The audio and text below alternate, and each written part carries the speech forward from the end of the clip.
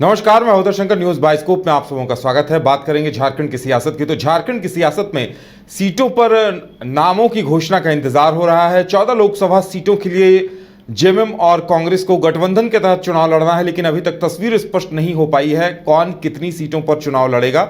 लेकिन प्रत्याशियों के नामों को लेकर चर्चा का दौर लगातार चल रहा है। कांग्रेस में बैठकों का दौर भी लगातार चल रहा है, जेएमएम में भी यही हाल है। लेकिन ये तय नहीं हो पा रहा है कि आखिर कौन कितनी सीटों पर लड़ेगा और प्रत्याशी कौन कौन होंगे।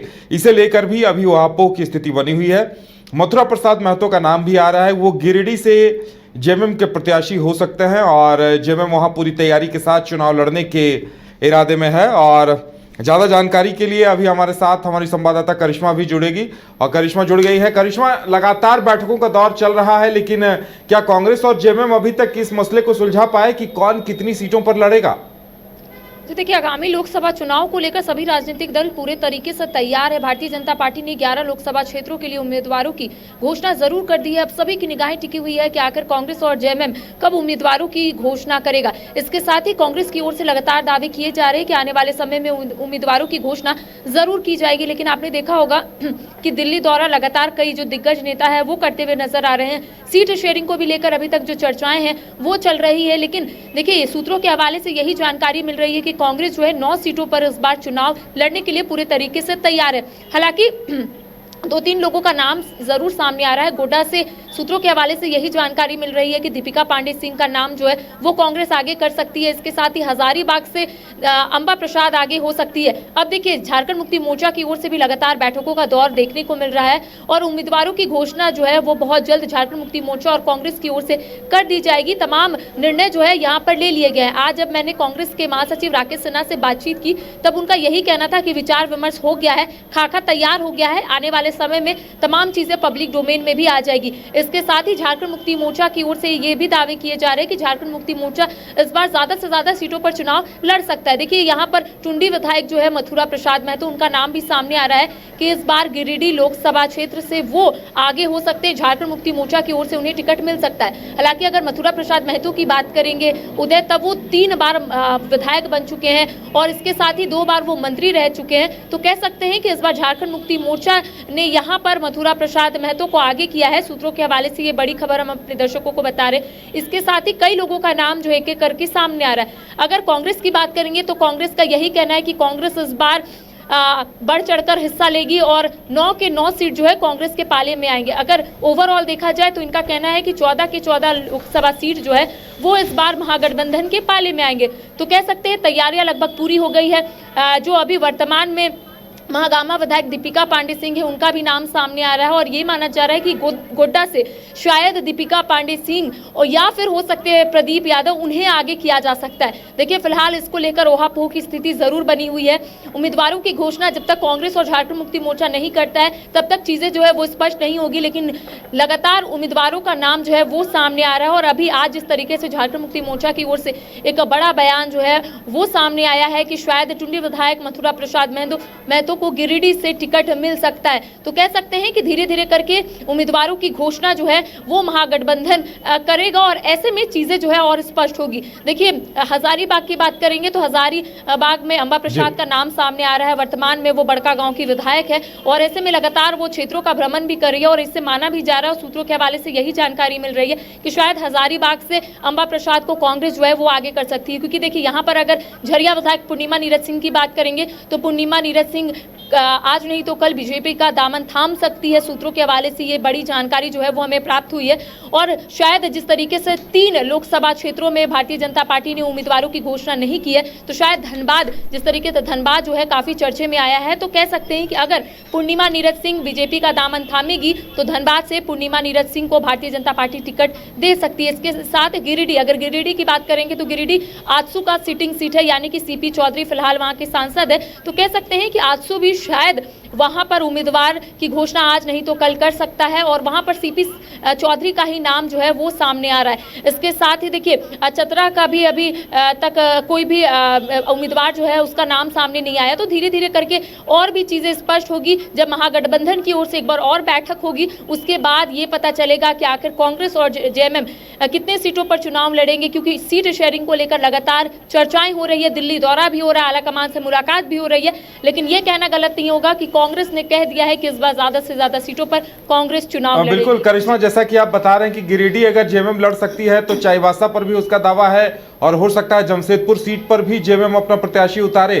तो ऐसे में लगभग 3 से 4 सीटों पर जेएमएम तैयार है लगता है। जो देखिए अभी तक जो आंकड़े बता रहे हैं वो यही है सूत्रों के हवाले से कि 9 सीटों पर शायद कांग्रेस चुनाव लड़ सकती है। इसके साथ ही 4 जगह बताया जा रहा है कि झारखंड मुक्ति मोर्चा चुनाव लड़ सकती है। इसके साथ जो एक बचा है उसमें आरजेडी चुनाव लड़ सकता है। तो कह सकते हैं कि थोड़ी देर के बाद या फिर 1-2 दिनों के अंदर चीजें और स्पष्ट होगी। जमशेदपुर से डॉक्टर अजय कुमार भी बड़े दावेदार हैं करिश्मा। जी देखिए 2-3 लोगों का नाम जरूर सामने आया है। अगर रांची और जमशेदपुर की बात करेंगे तो रांची में सुबोध कांत सहाय का नाम सामने आ रहा है। अगर जमशेदपुर की बात करेंगे तो डॉक्टर अजय का नाम सामने आ रहा है। तो कह सकते हैं कि एक एक करके उम्मीदवारों का नाम जो है वो सामने आ रहा है। हालांकि अभी ऑफिशियली इसके बारे में कोई जानकारी नहीं दी गई है, लेकिन सूत्रों के हवाले से यही जानकारी मिल रहा है। लोहरदगा से बताया जा रहा है कि सुखदेव भगत को शायद कांग्रेस आगे रख सकती है, उम्मीदवार के रूप में उन्हें आगे कर सकती है। इसके साथ ही रांची का मैंने बता दिया, जमशेदपुर का गोड्डा का शायद दीपिका पांडे सिंह या फिर प्रदीप यादव हो सकते हैं। इसके साथ ही हजारीबाग में अंबा प्रसाद को कांग्रेस जो है वो आगे कर सकती है, क्योंकि 9 सीटों पर कांग्रेस जो है लगातार दावा कर रही है और उनका कहना है कि इस बार कांग्रेस ज्यादा से ज्यादा सीटों पर चुनाव लड़ेगी। इसके साथ ही झारखंड मुक्ति मोर्चा की ओर से भी लगातार दावे किए जा रहे हैं और आपने देखा होगा कि आज जिस तरीके से मथुरा प्रसाद महतो सुर्खियों पर आए हैं और ये माना जा रहा है कि मथुरा प्रसाद महतो गिरिडीह से चुनाव लड़ सकते हैं, जेएमएम उन्हें टिकट दे सकती है, क्योंकि मथुरा प्रसाद महतो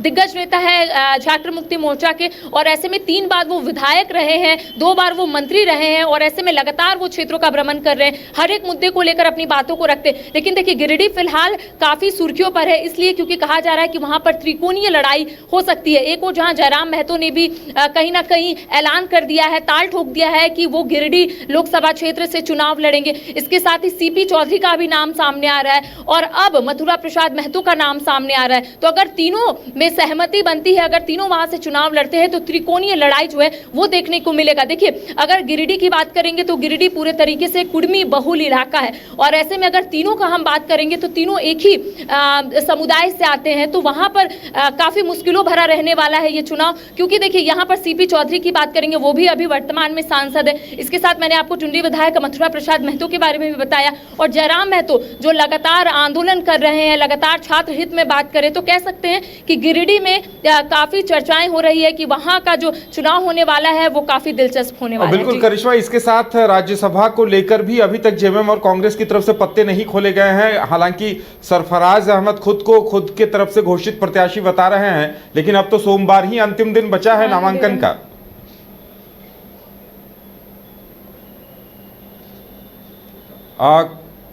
चलिए, लगता है हमारी आवाज नहीं मिल पा रही है, तो फिलहाल अब देखने वाली बात यह होगी कि किस तरह से सीटों का पेंच सुलझता है। अभी तक जो जानकारी सामने आ रही है, कांग्रेस 9 सीटों पर और जेएमएम 4 सीटों पर चुनाव लड़ने की तैयारी में है। करिश्मा, हम ये कह रहे थे कि राज्यसभा चुनाव को लेकर भी अभी तक पत्ते नहीं खोले गए हैं और सोमवार नामांकन का अंतिम दिन है। सरफराज अहमद तो खुद से ही घोषित प्रत्याशी बता रहे हैं।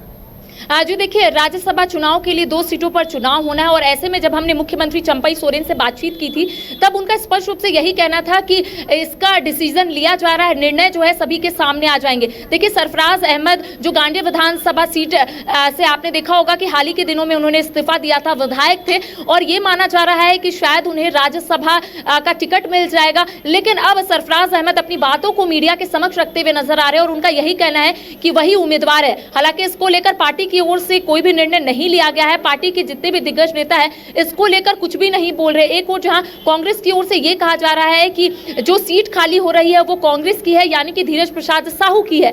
तो ऐसे में कांग्रेस जो है लगातार दावा भी कर रही है। आपने देखा होगा कि हाल ही के दिनों में कांग्रेस के जो झारखंड प्रभारी अविनाश पांडे, उन्होंने एक बड़ा बयान दिया था। उनका यही कहना था कि कांग्रेस के पास भी उम्मीदवार है और झारखंड मुक्ति मोर्चा के पास भी उम्मीदवार है। यानी कि उनका यही कहना था कि गठबंधन तो एक ही सीट पर चुनाव लड़ेगी, लेकिन दोनों के पास उम्मीदवार है। यानी कि ये कह सकते हैं कि अब निर्णय जो है इन लोगों के हाथों में है। आखिर निर्णय ये लोग कब लेते ये देखने वाली बात होगी, लेकिन चर्चाएं लगातार चल रही है। आपने सही कहा कि सोमवार तक आखिरी दिन है और ऐसे में इन लोगों को तमाम चीजों को लेकर स्पष्ट होना होगा कि आखिर इन्हें किन्हें आगे करना है। क्योंकि एक और जहां सरफराज अहमद मीडिया के समक्ष आकर यही बोलते हैं कि आने वाले एक दिनों में वो जाकर ये लेंगे, टिकट लेंगे, उन्हें टिकट मिल चुका है और ऐसे में कई मीडिया हाउस में जाकर वो यही बोल रहे हैं। लेकिन अब संशय बरकरार है कि आखिर महागठबंधन किसे आगे करती है। एक और जहां महागठबंधन की ओर से ये कहा जा रहा है कि चर्चाएं हो रही है, बैठक चल रही है, अब जिसका नाम सामने आएगा वो हम लोग आपको बता देंगे। तो कह सकते हैं कि अभी सरफराज अहमद ने तो अपनी बात रख ली है,